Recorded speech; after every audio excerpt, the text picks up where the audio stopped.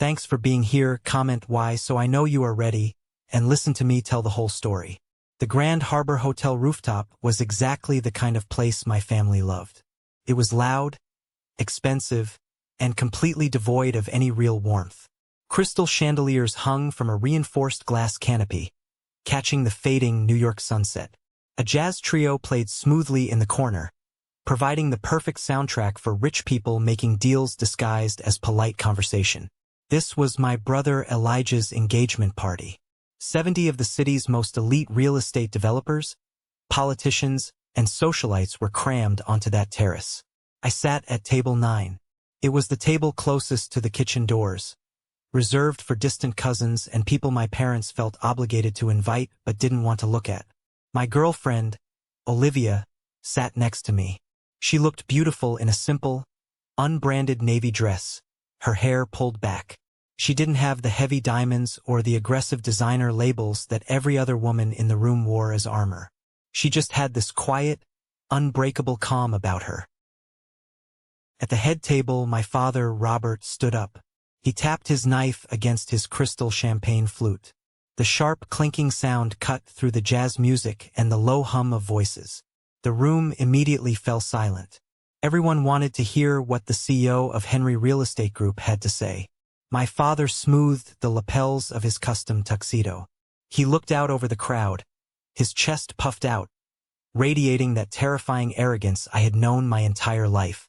He raised his glass toward Elijah, who was sitting next to his fiancée, wearing a smug smile. To Elijah, my father began, his voice booming across the terrace. To our successful son, our pride and joy, the man who is going to take this family's legacy into the next century. The crowd erupted in polite applause. My mother, Catherine, dabbed her dry eyes with a silk napkin, playing the part of the overwhelmed, proud matriarch perfectly. Elijah raised his own glass, soaking in the admiration like a sponge. Then my father's eyes scanned the room. I knew exactly what was coming. I felt my jaw tighten. The applause died down, and my father's gaze locked onto table 9. He found me. A cruel, familiar smirk spread across his face. He leaned slightly into the microphone. "And Mason," he said. The microphone caught the sharp edge of his tone. Heads turned toward the back of the room. I felt 70 pairs of eyes heavy with pity and judgment fall onto my shoulders. "Are you still painting those little pictures? Still in love with that poor farmer of yours?" A few suppressed chuckles rippled through the crowd. My cousin Carter actually laughed out loud. My mother didn't tell my father to stop. She just took a slow sip of her wine, looking away as if she was embarrassed by my very existence. I didn't react. I kept my eyes on my plate and carefully sliced a piece of steak. I had spent 28 years building a fortress around my emotions. They wanted a reaction. They wanted me to get angry, to storm out, to prove I was the unstable disappointment they always claimed I was. I refused to give them the satisfaction. But Olivia didn't look at her plate. I felt the air shift beside me. She placed her napkin neatly on the table. She didn't look angry. She looked completely, utterly bored by my father's display of power. She stood up. The fabric of her chair scraped loudly against the marble floor. At that exact moment, the most important guest in the room, Mr. Matthew Sterling, Elijah's future father-in-law and a billionaire real estate titan my father desperately needed, turned around to see who dared to stand during the toast. Matthew's eyes widened. The color completely drained from his face. He dropped his fork, and it clattered against his porcelain plate like a gunshot. He stumbled backward, knocking into the waiter behind him. "Wait," Matthew blurted out, his voice shaking, completely abandoning his polished upper-class demeanor. He pointed a trembling finger directly at Olivia. "That's you." The jazz trio stopped playing. The waiters froze. The entire rooftop went dead quiet. All you could hear was the distant sound of city traffic far below. My father's smirk vanished, replaced by a look of sheer, panicked confusion. He thought he was sitting on the throne of his kingdom. He had no idea that the woman standing next to me held the match that was about to burn it all to the ground. To understand why the next 60 seconds completely destroyed my family's 30-year empire, you have to understand the hell I lived through to get to this seat. Growing up in the Henry household wasn't about love. It was an ongoing corporate performance review, and I was failing from the moment I was born. My brother Elijah was exactly 3 years older than me, but in my father's eyes, the gap was an ocean. Elijah was the heir. He was loud, aggressive, and demanded everything in his line of sight. I was quiet. I liked to observe. I liked the smell of oil paint and the texture of raw canvas. I learned very early on that affection in our house was a currency, and I simply didn't have the funds to buy any. I remember the day it truly solidified in my mind. I was 15. Elijah was turning 18, preparing for college. My father had invited his business partners over for a massive dinner to celebrate. During dessert, my father stood up and proudly announced that he had established a massive college fund and an early inheritance trust for Elijah, setting him up to take over the commercial division of Henry Real Estate. They handed Elijah the keys to a brand new luxury car. My mother cried tears of joy. My 15th birthday was 3 weeks later. We didn't have a party. My mother said she was exhausted from planning Elijah's events.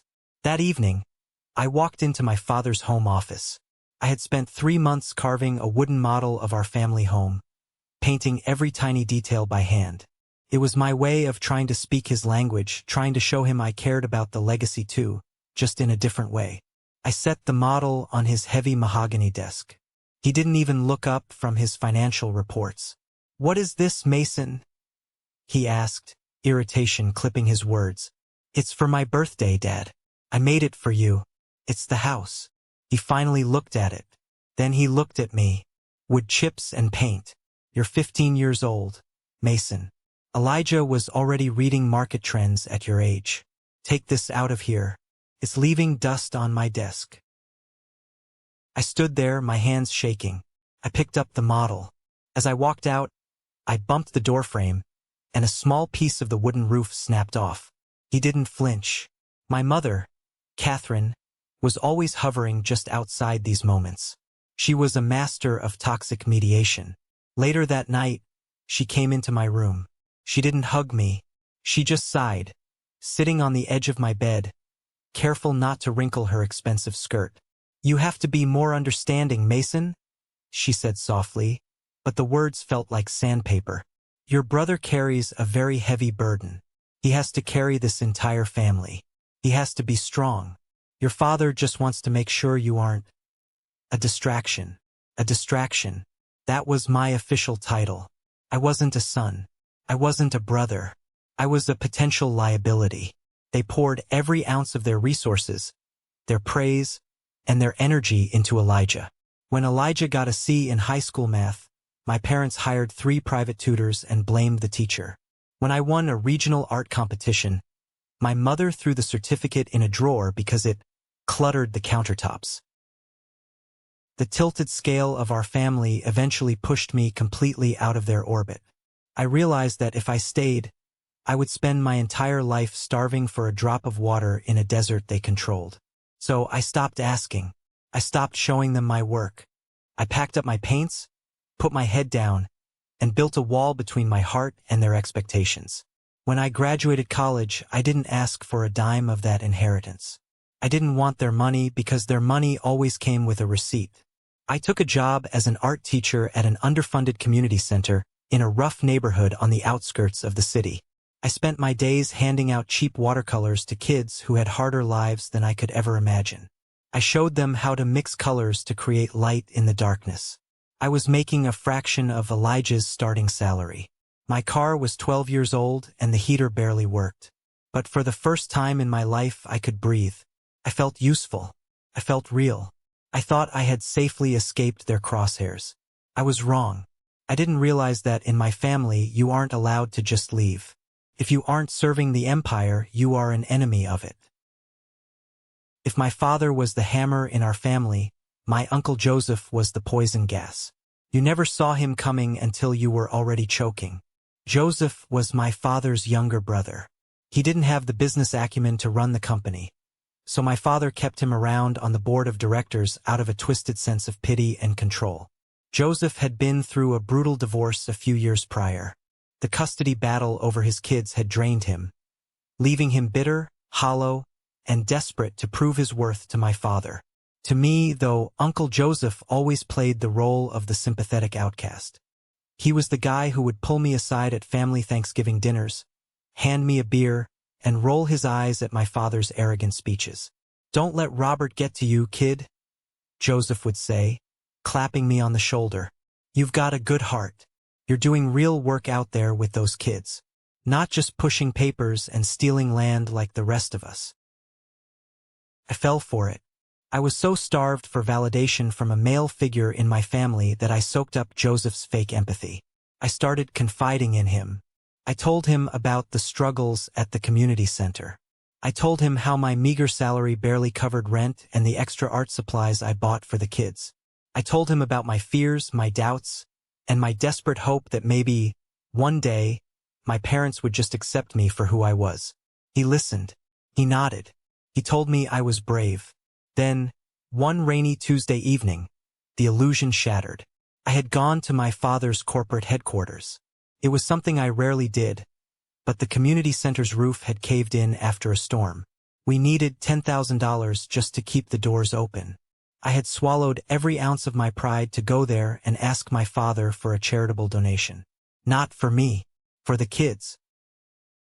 The receptionist, who didn't recognize me, told me to wait outside my father's massive corner office.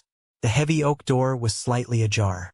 I raised my hand to knock, but the sound of my own name froze me in place. It was Uncle Joseph's voice. "I'm telling you, Robert, the kid is cracking," Joseph said, laughing. It was a cruel, sharp laugh I had never heard him use around me. "He was whining to me yesterday about how he can't even afford paint. His salary is a joke. He's miserable." "Good," my father's voice replied, cold and unbothered. "You need to squeeze him?" Joseph pressed on, sounding eager, desperate to please his older brother. "Don't give him a dime. Cut off his health insurance policy from the family trust. Starve him out. Give it 6 months, and he'll come crawling back here begging for a mailroom job. He's weak, Robert. You just have to break his spirit a little more."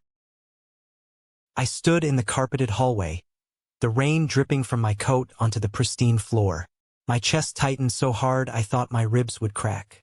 The betrayal tasted like ash in my mouth. Joseph wasn't a safe harbor. He was a spy. He was collecting my vulnerabilities and handing them to my father as ammunition, trading my pain for favor in the family hierarchy. I slowly lowered my hand. I didn't knock. I turned around and walked out of that building, stepping back out into the freezing rain. I didn't cry. The sadness had burned away, leaving behind a cold, hard clarity. My uncle's betrayal forced me to see the absolute truth. I was entirely alone. There were no secret allies in my bloodline. There was no hidden reservoir of love waiting to be unlocked. They viewed my independence as an insult, and they would actively work to destroy my life just to prove a point. That night, I sat in my freezing apartment, staring at my bank account. I had $86 to my name. The community center was falling apart. My family was actively plotting my failure. I was at the absolute bottom. I had nothing left to lose. And that is exactly when you become dangerous. I stopped looking backward. I stopped waiting for an apology that was never going to come.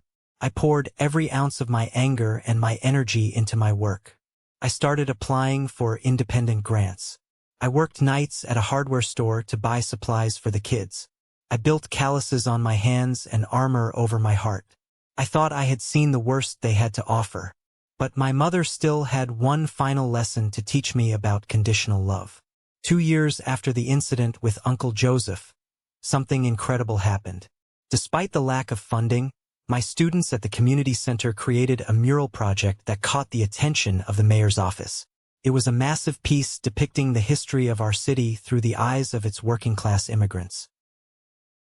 Because of that mural, I was nominated for a National Urban Arts Education Award. It was a huge deal. There was going to be a formal banquet downtown. The mayor was presenting the awards. For the first time in my life, my work was being validated on a massive scale. I wanted my mother there. Even after everything, that stupid, childish part of my brain still craved her approval. I mailed a formal invitation to the house. A week later, she called me. "Mason, darling," she purred into the phone. "I got your little invite. I am so proud of you. I really am. Are you coming?" I asked, gripping the phone tight. "Of course. Your father is busy with a merger, but I wouldn't miss it. I already bought a new dress. For a month, I let myself believe it. I bought a cheap suit from a thrift store and had it tailored. I saved up to buy an extra ticket for her so she could sit at the nominee table with me. I told my students my mother was coming. I was 30 years old, and I was excited that my mom was coming to see me get a trophy. It sounds pathetic now, but it was the truth. The night of the banquet arrived. The hall was beautiful. My students were dressed in their Sunday best, buzzing with excitement. I stood by the grand entrance doors, watching the expensive cars pull up. The clock hit 7. Then 7:30. The ceremony started. I sat at my table, staring at the empty chair next to me. The heavy silence of that empty seat drowned out the music and the speeches. When they called my name to go up to the stage, I smiled for the cameras. I gave my speech. I looked out into the crowd of hundreds of cheering people, but all I saw was a void where my mother should have been. I checked my phone in the bathroom after the ceremony. No missed calls. No texts. The next morning, I drove to my parents' estate. I didn't call ahead. I walked through the front door and found my mother in the sunroom, drinking coffee and flipping through a bridal magazine. She looked up, startled. "Mason, what are you doing here?" "You didn't show up," I said. My voice was eerily calm. She sighed, putting the magazine down. She looked annoyed, not apologetic. "Oh, Mason, please don't be dramatic. I texted you. You didn't." "Well, I meant to." She waved her hand dismissively. "Yesterday was an absolute nightmare. Elijah's fiancée, Sarah, had a total meltdown over her wedding dress fittings. She was crying hysterically. I couldn't just leave the poor girl. You understand. A wedding is a major family milestone. Your little art thing. Well, there will be other banquets." I stared at her. She wasn't lying to cover up. She genuinely believed that shopping for a wedding dress for the woman marrying her golden child was vastly more important than witnessing the greatest achievement of my life. She looked at me as if my being upset was an inconvenience to her morning coffee. She looked at my award ceremony like it was a funeral she had successfully avoided attending. "A major family milestone," I repeated softly. "Exactly," she smiled, thinking I had backed down. "I'll take you to lunch next week to make up for it. We can go to that sandwich place you like." I realized then that Catherine wasn't a victim of my father's dominance. She was an active participant in my erasure. She used the illusion of maternal love to keep me tethered, but she would cut the rope the second Elijah needed anything. "Don't worry about lunch, Mom," I said. I turned around and walked toward the door. "Mason, don't walk away when I'm speaking to you. You are being entirely too sensitive," she called out, her voice finally rising. I didn't stop. I walked out to my beat-up car, tossed the glass award onto the passenger seat, and drove away. I didn't know it yet, but closing that door behind me was the universe clearing the path. Because the very next week, I met the woman who would show me what real value looked like. I needed to get the kids out of the city. The community center was suffocating in the summer heat, so I organized a field trip. I found a listing online for a massive, independent ecological reserve about 2 hours upstate. They offered free educational tours for inner-city youth programs. We drove up in a rented yellow school bus. The moment we passed the iron gates of the reserve, the concrete jungle vanished.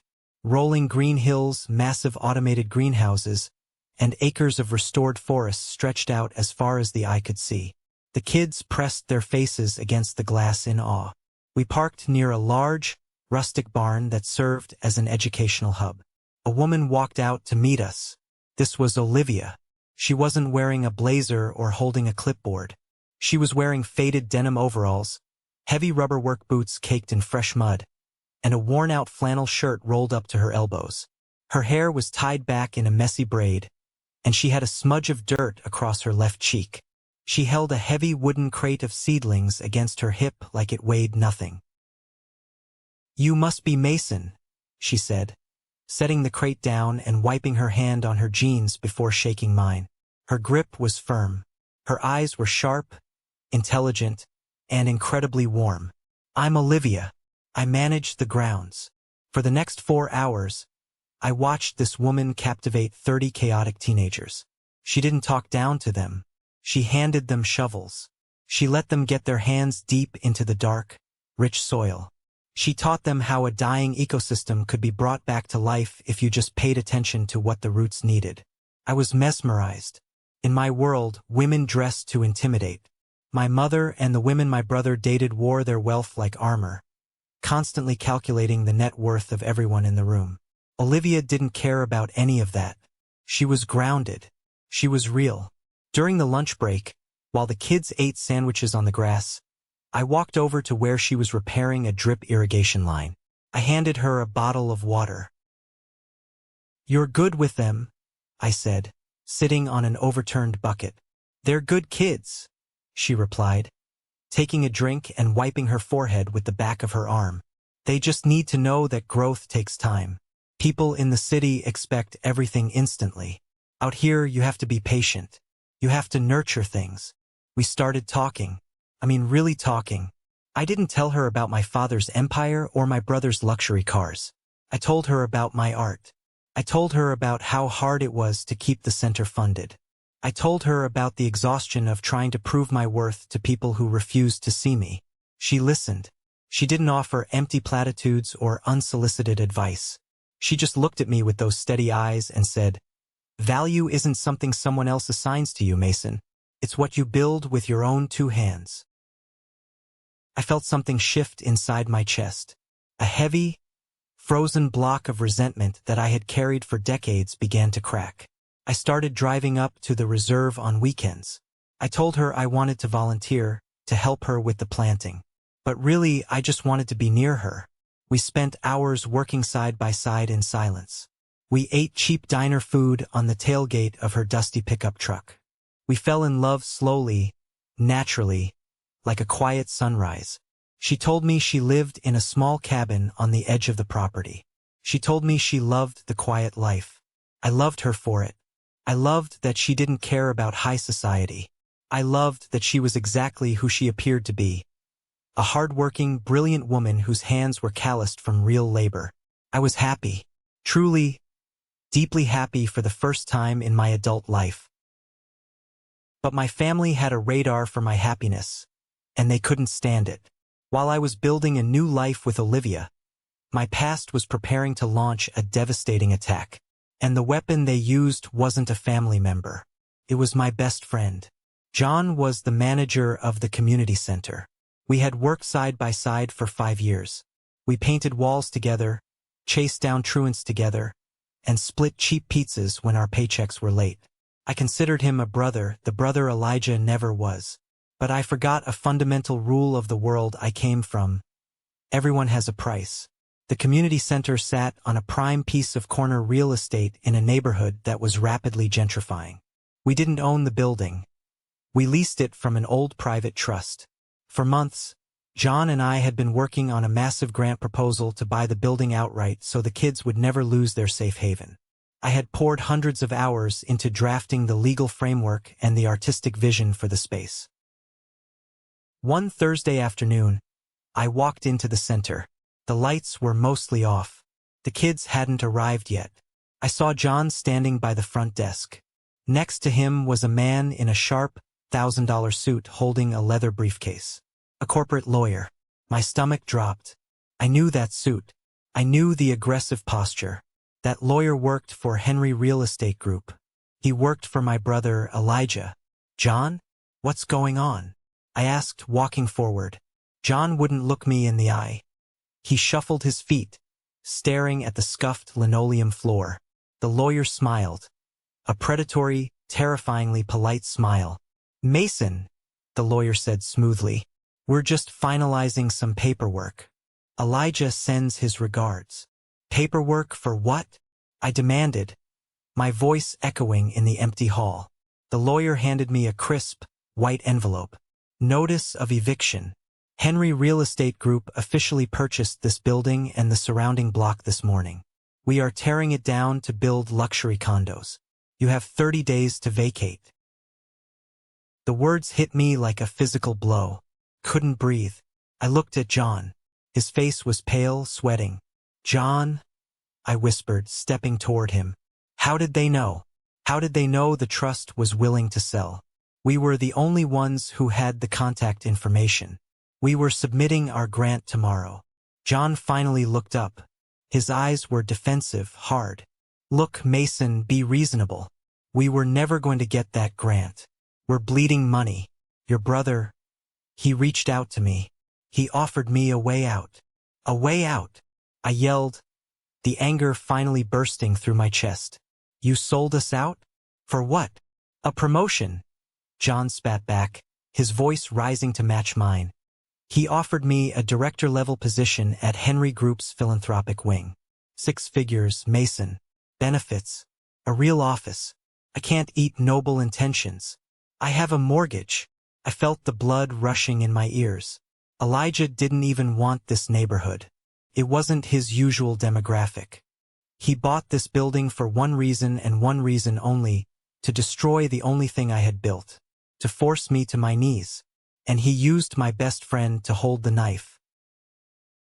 You didn't just sell out a building, John, I said, my voice dropping to a dangerous, shaking whisper. You sold out 300 kids who trusted you. They're your family, Mason.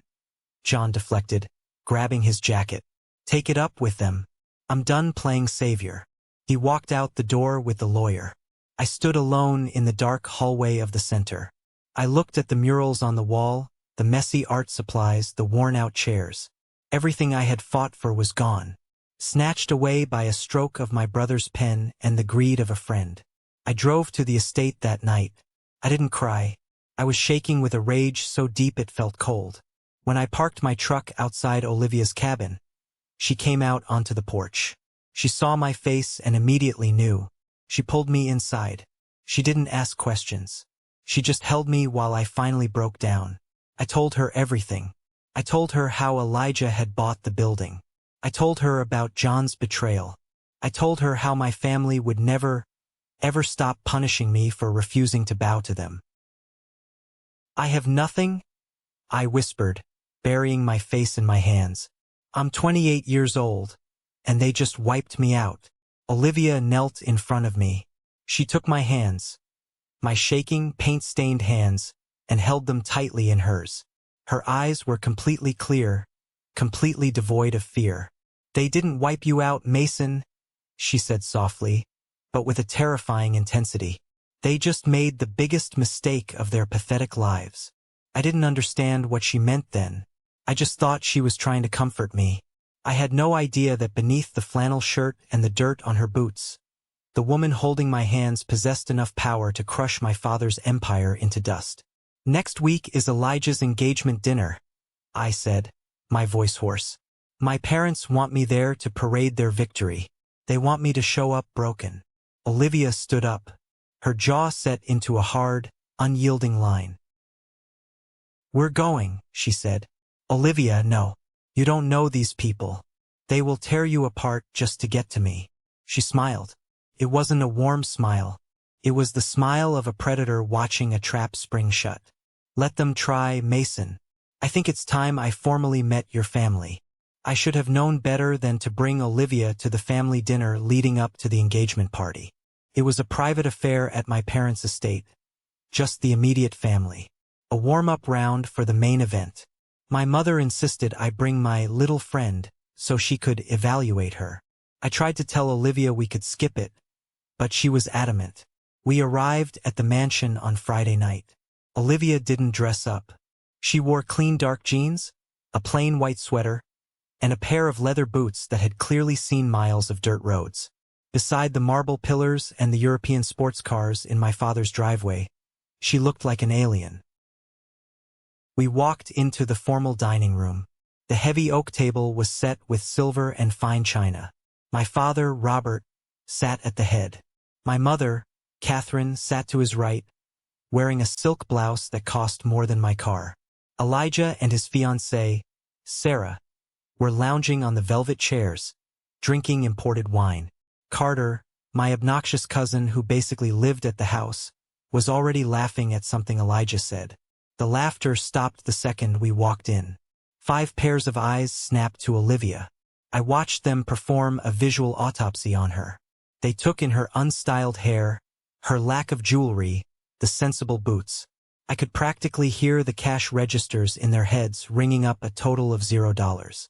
Well, my mother broke the silence, her voice dripping with artificial sweetness. You must be Olivia. Mason has told us absolutely nothing about you. Good evening, Mrs. Henry, Olivia said politely. Taking the seat I pulled out for her at the far end of the table. Dinner was a masterclass in psychological warfare. They didn't insult her directly. They used the passive-aggressive scalpel that wealthy people perfect over decades. So, Olivia, Elijah started, swirling his wine glass. Mason says you work out at that nature reserve. What exactly do you do? Rake leaves? Give tours to toddlers? Carter snickered. I manage the grounds and oversee the operational health of the estate, Olivia answered calmly, slicing her chicken. Her voice didn't waver. Operational health? My father scoffed, not even looking at her. Sounds like a fancy way of saying you're a farmer. It's manual labor. Noble, I suppose, for people who don't have the capacity for high-level strategy. My jaw clenched. Dad, don't. Don't what, Mason? My father snapped, his eyes flashing toward me. I'm making conversation. We are simply trying to understand how someone with her background expects to build a future. Unless, of course, the plan is to simply attach herself to someone whose last name is Henry. The implication was clear. They thought she was a gold digger, which was hilarious, considering my bank account was currently overdrawn by $14 thanks to Elijah getting me evicted. I can assure you, Mr. Henry, Olivia said, setting her knife down. She looked directly down the length of the table into my father's eyes. My future is incredibly secure. I don't need anyone's last name to build my legacy. My mother let out a sharp, condescending laugh. Oh, honey, that is very cute. But idealism doesn't pay a mortgage. Catherine signaled the maid to clear the plates. While the staff moved around us, my mother reached into her designer handbag. She pulled out a thick, cream-colored envelope and slid it across the polished wood table toward Olivia. We know Mason is struggling, Catherine said, her voice lowering into a fake, conspiratorial whisper, as if she were doing us a favor. He lost his little job this week. We are fully aware of the financial reality. I assume you don't have the means to support him either. This envelope has $10,000 in cash. The room went dead silent. Even Elijah looked slightly surprised by how blunt my mother was being. Mom, I growled, standing up. Are you insane? Put that away. Sit down, Mason, my father barked. My mother ignored me, keeping her eyes locked on Olivia. Take the money, Olivia. Go buy yourself a nice wardrobe. Maybe start a little flower shop. But I want you to understand that Mason is a sinking ship. If you stay with him, you will drown. Take the envelope, and leave our son to figure out his own mess. It was the ultimate insult. She was trying to buy off my girlfriend right in front of me. I felt the veins in my neck throbbing. I was about to flip the heavy dining table over. But Olivia placed her hand on my arm. A gentle, firm pressure. Stand down. She didn't look angry. She looked at my mother with a mixture of amusement and deep, profound pity. Olivia picked up the envelope. She felt the weight of the cash inside. Then, she tossed it casually back across the table. It slid and stopped perfectly in front of my mother's plate. Mrs. Henry, Olivia said, her voice smooth and chillingly calm. Keep your money. You're going to need every single penny of it very soon. My parents froze. Carter stopped chewing. They didn't know how to process a threat delivered with a smile from someone they considered a peasant. What is that supposed to mean? my father demanded, his face turning red. It means, Olivia said, standing up and smoothing her sweater. That dinner was lovely, but we have to leave. We will see you all at the engagement party on Saturday. She took my hand, and we walked out of the dining room. Nobody stopped us. Behind us, I heard my father yelling for the maid to take the money away, furious that his display of power had been swatted away like a mosquito. As we drove back in the dark, my hands were still gripping the steering wheel so hard my knuckles were white. You shouldn't have done that, I told her. They are vindictive, Olivia. Elijah will make it his mission to ruin you now. Olivia stared out the window into the night. Mason, your brother is playing checkers on a board he doesn't own. Let him try. The fallout from that dinner didn't take long. 2 days before the massive engagement party at the Grand Harbor Hotel, my phone rang. It was Elijah's private secretary, demanding I come to his office at the corporate headquarters immediately. I didn't want to go, but I knew ignoring him would only make the situation at the party worse. I wanted to protect Olivia from whatever ambush they were planning. I walked into the Henry Real Estate Group building. The glass walls, the marble floors, the men in sharp suits rushing past. It all felt like a machine designed to crush anything soft or human. I took the private elevator to the top floor. Elijah's office was absurdly large. He had floor-to-ceiling windows looking over the Manhattan skyline. He was sitting behind a glass desk, aggressively tapping a silver pen against a thick legal folder. He didn't look up when I walked in. "Close the door," he ordered. I shut the heavy oak door. "What do you want, Elijah? Haven't you done enough? You took the community center. You won." He finally looked at me. There was no triumph in his eyes. There was stress. Deep, dark bags under his eyes that his expensive concealer couldn't hide. He looked like a man standing on a landmine, terrified to move a muscle. "The center was business, Mason. Grow up," he snapped. He threw the pen down. "I called you here to give you a warning about Saturday night. I told Mom we're coming. We aren't going to cause a scene if that's what you're worried about." "I am worried about you breathing the wrong way, Mason," Elijah said, leaning forward, resting his elbows on the desk. "This engagement party isn't just a party. It is the most important business merger this family has ever attempted. Matthew Sterling, Sarah's father, is the keynote guest." I knew who Matthew Sterling was. Everyone in New York knew. He was a ruthless billionaire, a self-made titan who controlled a massive chunk of the city's commercial zoning. "Matthew is traditional," Elijah continued, his voice tight with anxiety. "He cares about family optics. He cares about perfection. If he sees you and that dirt-kicking girlfriend of yours causing drama, it reflects poorly on me. And if it reflects poorly on me, the deal falls through." I crossed my arms. "What deal, Elijah?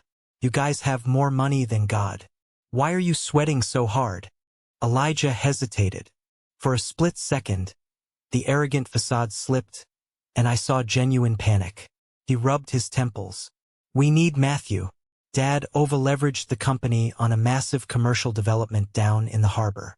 We are bleeding cash, but there is a massive parcel of untouched land upstate. It's owned by a private conglomerate called the Eco Trust. If we can buy that land, the harbor development is saved. It's a billion-dollar pivot." I frowned. "And what does Matthew have to do with it?" "Matthew knows the CEO of the Eco Trust," Elijah explained, pacing behind his desk. "The CEO is notoriously private. Nobody knows their face, nobody has their direct number. They only deal through intermediaries. Dad has been begging Matthew for 2 years to set up a meeting. If the wedding goes smoothly, Matthew promised to broker the introduction next week." I stared at my brother. The great Henry Empire was a house of cards. Behind the custom suits and the arrogance, they were drowning in debt, begging another billionaire for a lifeline. "So," I said slowly, "you evicted my students and destroyed my life to make yourself feel big. While behind closed doors, you're begging for scraps?" Elijah's face flushed purple. He pointed a trembling finger at me. "Listen to me, you pathetic loser. You will show up on Saturday. You will sit at the back table. You will keep your mouth shut, and you will make sure that farm girl doesn't embarrass us in front of Matthew Sterling. If you ruin this for me, I swear to God, Mason, I will make sure you can't get a job sweeping streets in this city. Do we understand each other? I looked at his shaking finger. I felt absolutely nothing. No fear. No intimidation. Just a profound realization of how small he truly was. I understand perfectly, Elijah, I said. I turned and walked toward the door. Back table, Mason, he yelled after me. Keep her out of sight. I walked out of the building. The air outside felt cleaner. I took out my phone and called Olivia. She picked up on the first ring. Hey, I said. Elijah just gave me the rundown for Saturday. He's terrified we're going to embarrass him in front of his future father-in-law. Apparently, Dad desperately needs an introduction to some company called the Eco Trust. There was a long pause on the other end of the line. The silence stretched out for so long I thought the call had dropped. Olivia? You there? When she finally spoke, her voice was softer than usual, but it carried a weight that made the hairs on my arms stand up. I'm here, Mason, she said. Tell Elijah not to worry. Promise, Matthew Sterling and I are going to get along just fine. Saturday evening arrived. The sky over Manhattan was a bruised purple as we pulled up to the Grand Harbor Hotel. The valet took the keys to my beat-up car, looking at it like it was a disease among the line of Bentleys and Maybachs. I looked at Olivia as we stood outside the revolving doors. She had transformed, but not in the way my mother would have wanted. She wasn't dripping in diamonds. She wore a tailored, midnight blue dress that hit just below the knee. It was devoid of any logos, completely understated, yet the way it was cut screamed absolute, untouchable elegance. Her hair was swept up, and she wore a single, delicate silver necklace. She didn't look like she was trying to fit in. She looked like she owned the building. You ready for this? I asked, offering her my arm. I've been ready for this all week, she smiled, slipping her arm through mine. We took the gold-plated elevator up to the rooftop terrace. The doors opened to a wall of sound and light. Waiters in white gloves floated through the crowd carrying trays of champagne and caviar. The 70 guests were a sea of designer tuxedos and expensive gowns.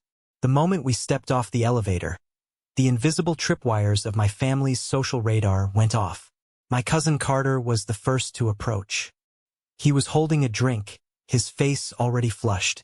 Well, Carter smirked, looking Olivia up and down. Look who cleaned up. Did Aunt Catherine's envelope buy that dress? Or did you rent it? I stepped forward, my chest tightening, but Olivia gently squeezed my arm. She didn't even look at Carter. She looked right through him, treating him with the kind of dismissive silence you reserve for an annoying gnat. Carter's smirk faltered under her absolute lack of reaction, and he awkwardly slinked away back into the crowd. We found our seats at table 9, tucked away near the service doors exactly as Elijah had ordered. I watched the room. It was fascinating to see the power dynamics play out in real time. My father was working the room like a desperate politician, shaking hands, laughing too loudly at jokes that weren't funny. My mother was hovering near Sarah, the bride-to-be, adjusting the girl's veil and playing the devoted mother-in-law. Then the atmosphere in the room physically shifted. The elevator doors opened, and a hush fell over the crowd near the entrance. Mr. Matthew Sterling had arrived. He was a tall, imposing man with silver hair and a sharp, calculating gaze. He didn't smile as he walked in. He moved with the heavy, undeniable gravity of a man who could destroy a company with a phone call. My father practically shoved 2 guests out of the way to get to him. Matthew, my friend. Thank you so much for coming. Robert was bowing his head slightly, his posture completely submissive. It was sickening to watch the man who had terrorized me my entire life grovel like a dog. Matthew shook my father's hand briefly. Robert, beautiful venue. Sarah looks lovely. Yes, Elijah is a lucky man. My father beamed, gesturing toward the head table. Please, right this way to the VIP section. Matthew began walking through the crowd, led by my father. Their path took them directly past table 9. I tensed up, expecting my father to throw a glare my way to ensure I stayed quiet. But Robert didn't even look at me. He was too focused on Matthew. As Matthew walked past our table, he happened to glance down. I saw it happen in slow motion. Matthew's eyes swept over me and landed on Olivia. For a fraction of a second, the billionaire's confidence stride completely broke. He physically stumbled, his expensive leather shoe catching on the carpet. His eyes widened, and he opened his mouth to speak. But before he could utter a word, my father enthusiastically grabbed Matthew's shoulder, steering him away. "And wait until you taste the catering, Matthew. We flew the chef in from Paris."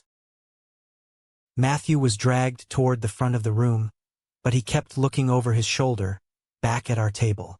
He looked confused. He looked terrified. I turned to Olivia. She was calmly sipping her sparkling water, watching Matthew take his seat at the head table. A tiny, razor-sharp smile played at the corner of her lips. "Olivia," I whispered, the hair on the back of my neck standing up. "Why did Matthew Sterling just look at you like he saw a ghost?" She set her glass down. The jazz music swelled as the waiters began pouring the champagne for the toasts.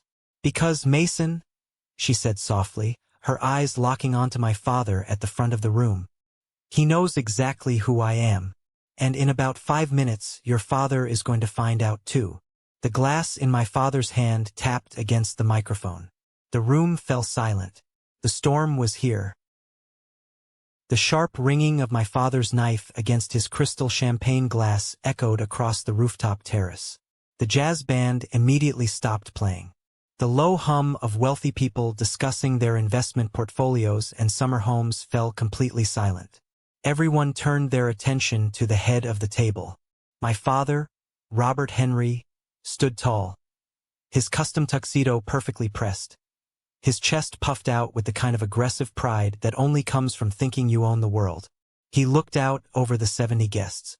He looked at the city skyline behind us. Then he looked at his golden child. "Ladies and gentlemen," my father began, his voice booming through the microphone, engineered to command respect. "We are gathered here tonight to celebrate the future, to celebrate my son, Elijah, and his beautiful bride-to-be, Sarah. Elijah has been the cornerstone of Henry Real Estate Group. He has just secured a massive promotion to executive vice president. He is a man of vision, a man of relentless drive, and the sole reason our family's legacy will dominate this city for the next 50 years. The crowd erupted into applause. People raised their glasses.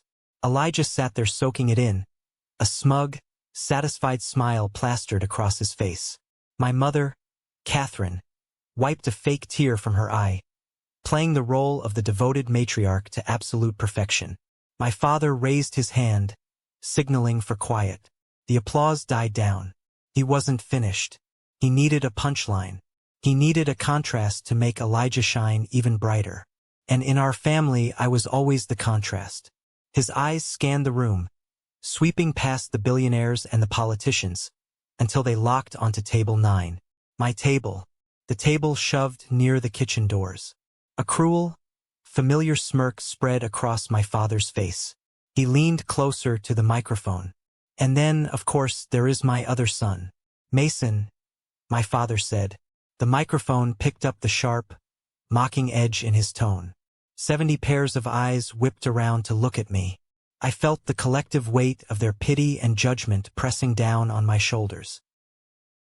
"Tell me, Mason," my father continued, his voice dripping with condescension. "Are you still playing with your little paints? Still dragging down the family name? And what about that poor farmer you brought with you tonight?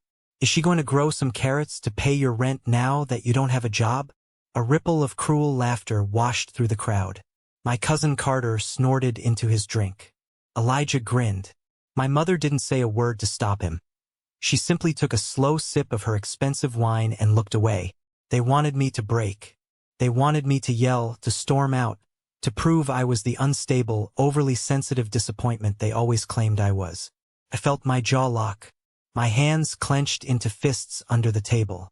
I was 28 years old, But in that moment, I felt like that 15-year-old kid holding a broken wooden house.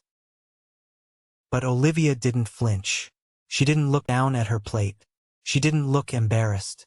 She looked completely, utterly bored by my father's pathetic display of dominance. She calmly placed her linen napkin on the table. She stood up. The sound of her chair scraping against the marble floor cut through the lingering laughter like a knife. At that exact second, Mr. Matthew Sterling, the billionaire titan my father was desperately trying to impress, the man whose approval the entire Henry Empire depended on, turned around in his seat at the VIP table to see who had the nerve to stand up during the toast. Matthew's eyes locked onto Olivia. The blood completely drained from Matthew's face. He looked like he had just been struck by lightning. He dropped his heavy silver fork. It hit his porcelain plate with a loud, sharp crack that echoed across the dead-silent terrace. Matthew stumbled backward, his chair tipping over and crashing to the floor. "Wait," Matthew blurted out, his voice shaking, completely losing his polished, high-society composure. He pointed a trembling finger directly at my girlfriend. "Wait, that's you." My father's smirk vanished instantly. He lowered the microphone, looking back and forth between Matthew and Olivia in sheer, panicked confusion. Matthew didn't look at my father. He practically sprinted across the rooftop terrace, shoving past a waiter holding a tray of champagne. He stopped 2 feet in front of our table. This terrifying, powerful billionaire suddenly bowed his head, his posture completely submissive. "Ms. Olivia," Matthew stammered, his voice loud enough for the entire room to hear. "My God, I had no idea you were in New York. I had no idea you would be attending this event. Please, forgive the seating arrangement. This is completely unacceptable." The rooftop went so quiet you could hear the wind blowing off the harbor. My father gripped the edge of the head table, his knuckles turning white. "Matthew," my father called out, his voice cracking with forced nervous laughter. "Matthew, what are you doing? That is Mason's girlfriend. She works at a community garden upstate." Matthew slowly turned around to face my father. The look of absolute disgust on Matthew's face was something I will never forget. "A community garden?" Matthew repeated, his voice dropping to a dangerous, icy growl. He marched back toward the head table, closing the distance between him and my father. "Are you completely out of your mind, Robert? Are you really this arrogant? Or just this stupid? I don't understand," my father stammered, taking a step back. "That woman," Matthew pointed back at Olivia, "is the founder and chief executive officer of the Eco Trust, the same Eco Trust that owns the 3,000 acres of commercial development land you have been begging me to help you buy for the last 2 years. She is the sole decision-maker for a multi-billion-dollar conglomerate. You have been calling my office every single day, practically in tears, begging for a 5-minute phone call with her to save your drowning company." The collective gasp from the 70 guests sucked the oxygen out of the room. My mother dropped her wine glass. It shattered on the floor, red wine bleeding into the white carpet. Elijah looked like he was going to vomit. Matthew wasn't done. He stepped right up to my father's face. "You invited me here tonight to convince me to broker a deal," Matthew sneered. "And then you stand up in front of this entire room and humiliate the very woman holding the financial rope you are hanging from. You called her a poor farmer. You insulted her partner. You are a clown, Robert. A pathetic, small-minded clown." My father's face turned an ashen gray. He looked at Olivia, his mouth opening and closing like a fish out of water. The realization of what he had just done hit him with the force of a freight train. He had just publicly executed his own legacy. Olivia walked out from behind our table. She moved with a slow, deliberate grace. The crowd parted for her like the Red Sea. She stopped in the middle of the room, looking up at the head table. "Mr. Henry," Olivia said, her voice smooth, calm, and carrying a lethal authority. "For 18 months, I have watched how you treat your son. I watched you belittle his art. I watched you mock his salary. I watched you actively try to destroy his life because he refused to worship your bank account. You judge the value of human beings by the price tags on their clothes. She paused, letting the silence suffocate my parents. I came here tonight to see if there was any redeeming quality left in this family, Olivia continued. There isn't. You will never get that meeting, Robert. You will never get that land. The Eco Trust will never do business with Henry Real Estate. Consider your harbor project dead. My father collapsed into his chair. He looked physically destroyed. My mother was openly weeping, her hands covering her face. Elijah was staring at the table, completely paralyzed. I walked up to stand next to Olivia. I looked at the three of them, the people who had made my entire life a miserable, exhausting test I could never pass. They looked so incredibly small. You spent my whole life telling me I was worthless, I said, my voice steady and loud enough for everyone to hear. You thought money gave you the right to treat people like garbage. You blew Elijah's college fund on bad investments, you hid your debts, and you used me as a punching bag to make yourselves feel powerful. I looked my father right in the eyes. I'm not angry anymore, I told him. I'm just done. I don't want your money. I don't want your name. And I never want to see any of you again. I took Olivia's hand. We turned around and walked toward the elevator. Nobody said a word. Nobody tried to stop us. The only sound was the clicking of Olivia's heels against the marble floor. We stepped into the elevator. The brass doors slid shut, and we left my family sitting in the ruins of their own arrogance. The silence in the elevator on the way down to the lobby was the best sound I had ever heard in my life. It wasn't the heavy, oppressive silence of my childhood home. It was clean. It was the sound of a chain finally snapping. We walked out of the hotel, got into my beat-up car, and drove away. We didn't celebrate. We just rolled the windows down and breathed in the night air. For the first time in 28 years, I felt entirely wonderfully free. But the universe wasn't done balancing the scales. The fallout from that night at the Grand Harbor Hotel was swift, brutal, and absolute. 3 days later, I was sitting on the porch of Olivia's cabin, drinking coffee and watching the morning fog roll over the trees. My phone started buzzing on the wooden table. I looked at the screen. It was Elijah. I let it ring until it went to voicemail. 10 seconds later, it started buzzing again. I picked it up. Mason! Elijah's voice cracked the second I answered. He wasn't yelling. He was sobbing. He sounded like a terrified child. Mason, please. You have to talk to her. You have to fix this. I don't have to do anything, Elijah, I said calmly, taking a sip of my coffee. What happened? He practically choked on his words. Matthew pulled out. He canceled everything. Sarah called off the wedding this morning. She moved out. Matthew told his entire network what Dad did at the party. He told them Dad is unstable and financially toxic. All our investors are running. The banks called in the loans for the harbor project. I felt a brief, fleeting moment of pity, but I remembered the eviction notice he handed me with a smile.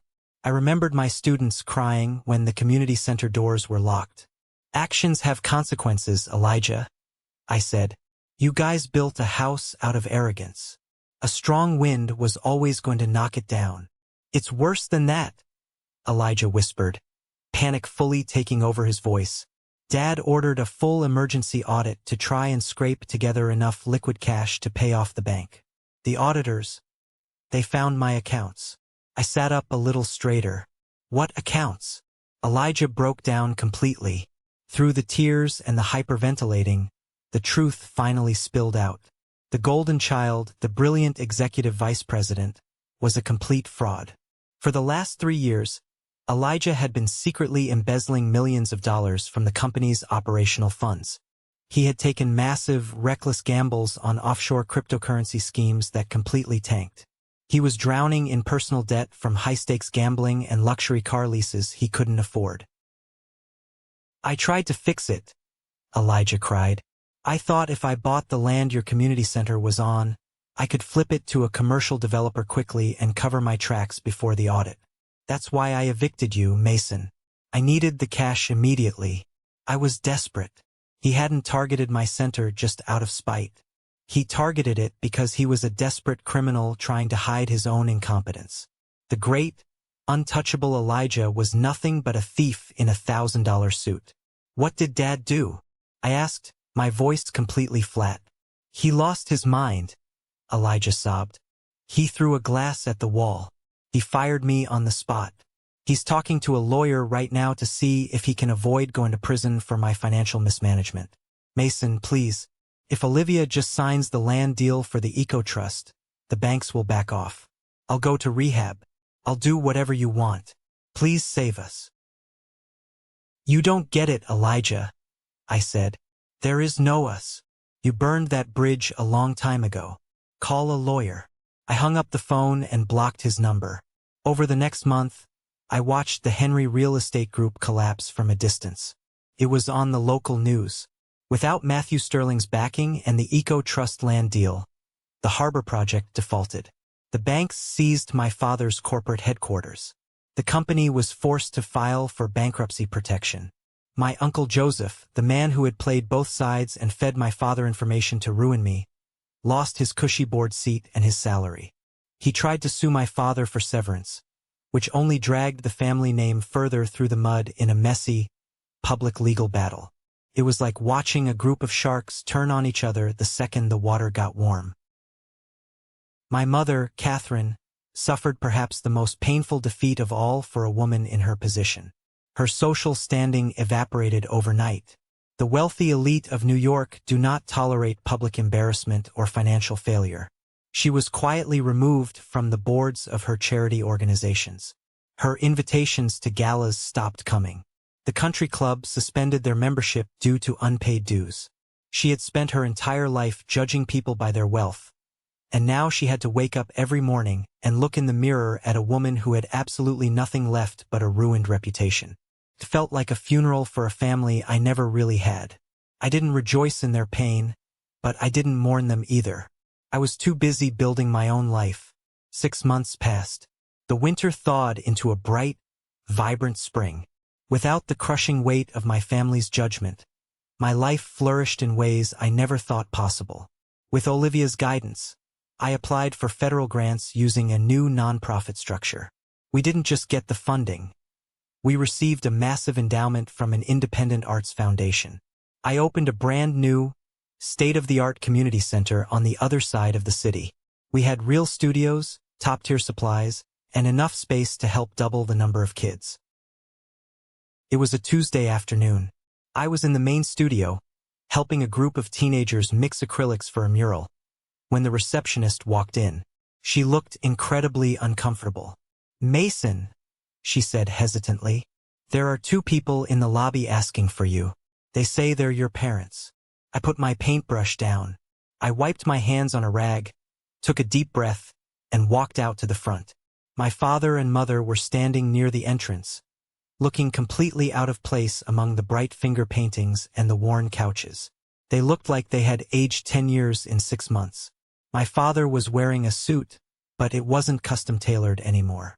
It looked slightly too big for him, hanging off his shoulders.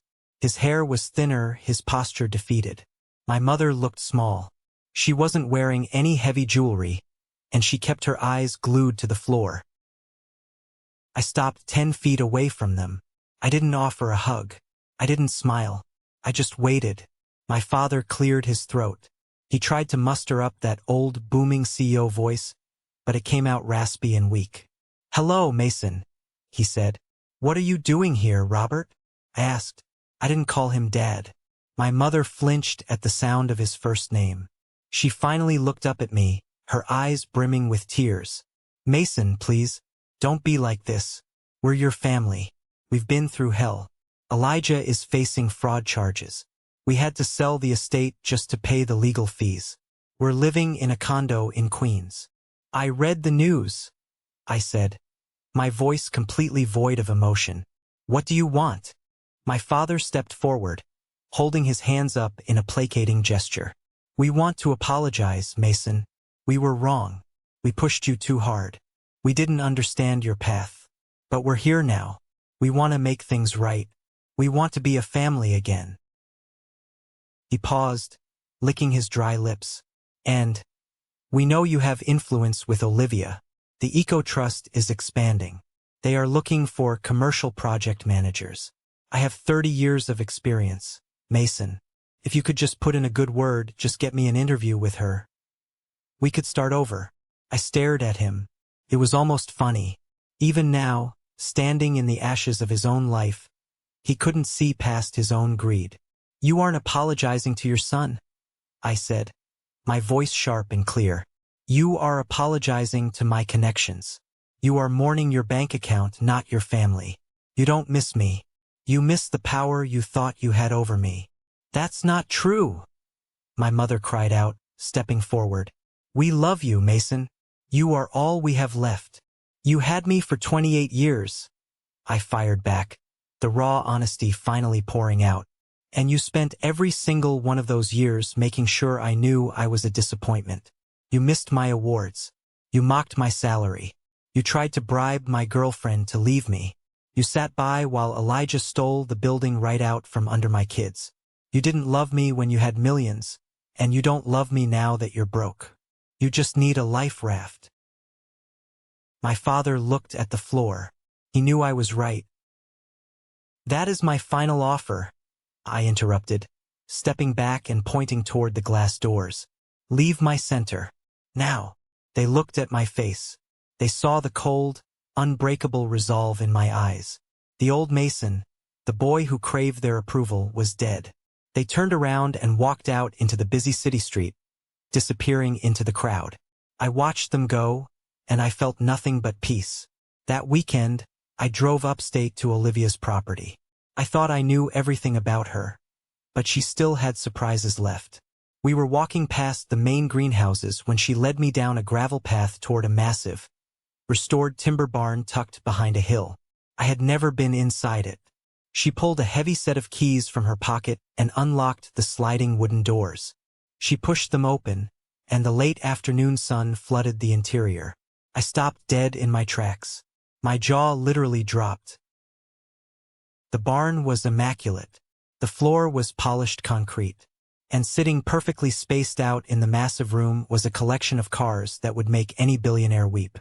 There was a pristine, silver 1964 Aston Martin DB5, a flawless, cherry-red classic Ferrari 250 GTO, and in the corner, a breathtaking vintage Porsche 911 sitting on blocks, half disassembled. I slowly walked inside, running my hand over the gleaming fender of the Ferrari. I looked back at Olivia, completely stunned. You own these? I stammered. She laughed, a bright, beautiful sound. She walked over to the Porsche and picked up a wrench from a nearby toolbox. I don't just own them, Mason. She smiled, her eyes sparkling. I restore them. It's my hobby. When I need to clear my head from running the trust, I come out here and get my hands dirty. I told you, I like fixing broken things. I stood there, looking at this incredible woman in her flannel shirt and boots, standing next to millions of dollars worth of classic cars she fixed with her own two hands. My family had spent their entire lives trying to project an image of wealth with leased luxury SUVs and flashy watches they couldn't afford. They were loud, hollow, and desperately insecure. Olivia was the definition of quiet luxury. She possessed real power, real wealth, and real talent, and she felt absolutely zero need to prove it to anyone. I walked over to her, took the wrench out of her hand, and pulled her into a kiss. I'm 30 years old now. It's been 2 years since that night on the rooftop terrace, 2 years since I walked away from the Henry Real Estate Group and everything attached to it. I was at the community center yesterday afternoon. One of my students, a quiet kid named Luke who reminds me a lot of myself at that age, ran up to me. He had spent 3 weeks working on a canvas. He proudly handed it to me. It was a painting of a massive, sprawling oak tree with deep, vibrant roots digging into the earth. At the bottom, in messy handwriting, he had written, "For Mr. Mason and Miss Olivia." I hung it right in the center of my office wall. It is the most valuable piece of art I own. People ask me sometimes if I regret walking away. They ask if I miss the safety net of coming from a wealthy family, or if I ever feel guilty for cutting my parents out of my life. My answer is always the same. No. Not even for a single second. Going through that fire taught me the most important lesson of my life. Blood does not make a family. Blood is just a biological lottery ticket. Family is about respect. It's about who stands beside you when you have absolutely nothing to offer them but your genuine self. Family is the people who nurture your roots, not the people who constantly threaten to cut down your branches just to build their own thrones. My father and brother spent their entire lives chasing a definition of success that was entirely based on making other people feel small. They measured their worth by the price tag on their suits and the fear in their employees' eyes.